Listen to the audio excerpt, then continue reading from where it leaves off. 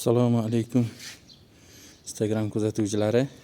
Mana bugun yana bir Gentra avtomashinamiz radiator krishkasi yorilib keldi. Ko'pinchani sherlardan yoradi. Mana sherdan yorilgan ana. Xuddi sherdan. Mana holati. Qaysi holatda yorilib, antibiyotiklari to'kilib, shu holatgacha kelgan.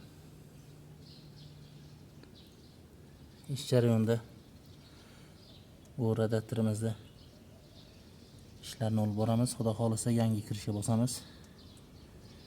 Yana o'z holatiga qaytadi.